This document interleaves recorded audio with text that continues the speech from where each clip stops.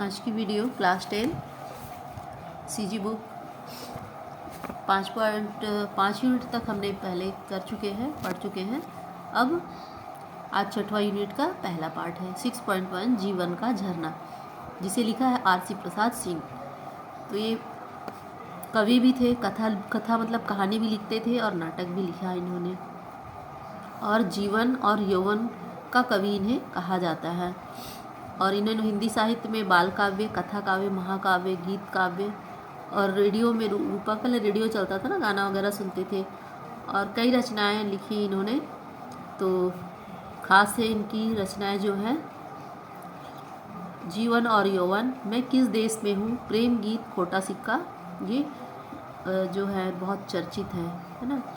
अब हम पढ़ेंगे जीवन का झरना। जीवन का झरना, जिस तरह झरना पहाड़ों से निकल के नदी का रूप लेता है और हमेशा लगातार वह झरते रहता है, तो हमारा जीवन भी वैसा ही होता है, लगातार चलता रहता है। झरना अगर रुक जाएगा तो पानी समाप्त हो जाएगा, वैसे ही जीवन हमारा समाप्त, पानी समाप्त मतलब पृथ्वी पर अस्तित्व खत्म हो जाएगा। तो हम पाठ अब शुरू करते हैं ना।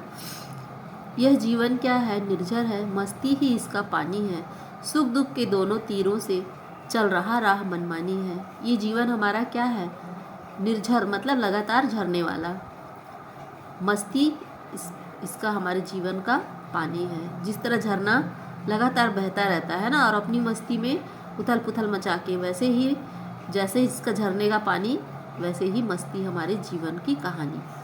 सुख दुख के दोनों तीरों से चल रहा राह मनमानी, दो किनारे होते हैं इसके, है ना, नदी हो या झरना हो, दो तरफ होता है किनारा। तो सुख और दुख वैसे ही हमारे जीवन के दो किनारे हैं और दोनों में बैलेंस बना के हम चलते रहते हैं। कब फूटा गिर के अंतर से में, किस अंचल से उतरा नीचे, किस घाटी से बहकर आया समतल में अपने को खींचे।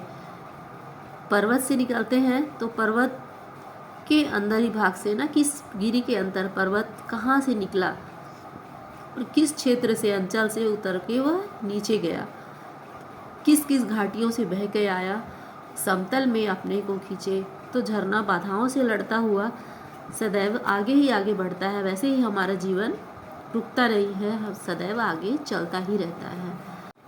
तो झरना संदेश देता है कि बाधाओं से लड़ते हुए आगे ही आगे बढ़ते जाना है, हमें रुकना नहीं है। निर्झर में गति है, यौवन है, वह आगे बढ़ता जाता है, धुन सिर्फ एक है, चलने की अपनी मस्ती में गाता। जब पानी बहता है तो बहाव जब होता है तो कलकल की आवाज़ आती है, झरने की भी झरने की आवाज़ होती है। तो ये जो निर्झर है, जो गति है, यही हमारे का युवावस्था है, क्योंकि युवावस्था तेज वेग से आगे बढ़ता है। वैसे ही जीवन की भी युवावस्था होती है, जो हर शक्ति मतलब हर आफत से लड़ने की ताकत रखता है, अपनी मस्ती में आगे बढ़ता ही जाता है। जैसे पानी वैसा ही हमारा जीवन, बाधा के रोड़ों से लड़ता, वन के पेड़ों से टकराता, बढ़ता चट्टानों पर चढ़ता, चलता यौवन से मनमाता। बाधा के रोड़े जंगल से होके गुजरता है, पत्थरों से होके गुजरता है, लेकिन पानी कभी रुकता नहीं है, चट्टानों पे ऊपर कभी चढ़ता है, कभी नीचे टेढ़े मेढ़े रास्ते से होते हुए हमेशा आगे बढ़ता है। वैसे ही हमारे जीवन में कई उतार चढ़ाव आते हैं और हमारा जीवन आगे बढ़ता जाता है। लहरें उठती हैं, गिरती है, नाविक तट पर पछताता है, तब यौवन बढ़ता है, आगे निर्झर बढ़ ही जाता है। लहरें कभी तेज गति में होती है, कभी कम होती हैं, उड़ती हैं, चढ़ती हैं, नाविक तो किनारे पर रह के पछताता ही रहता है, किंतु युवावस्था तेज वेग से आगे बढ़ने को ही कहा गया है और लगातार झरना आगे बढ़ता ही जाता है।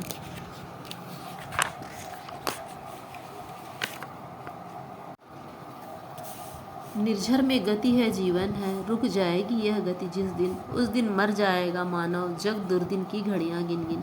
निर्झर मतलब लगातार बहना, पानी का बहना। जिस दिन पानी समाप्त हो गया वह बुरा दिन आ जाएगा और मनुष्य की अंतिम घड़ी आ जाएगी। निर्झर कहता है बढ़े चलो तुम, पीछे मत देखो मुड़कर, यौवन कहता बढ़े चलो, सोचो मत क्या होगा चलकर। निर्झर लगातार चलते रहना, बढ़ते रहना, ये हमें झरना संदेश देता है कि पीछे मुड़कर मत देखो, बाधाओं से लड़ते हुए आगे बढ़ते जाओ। और यौवन युवावस्था कहता है कि बढ़े चलो, सोचो मत आगे क्या होगा।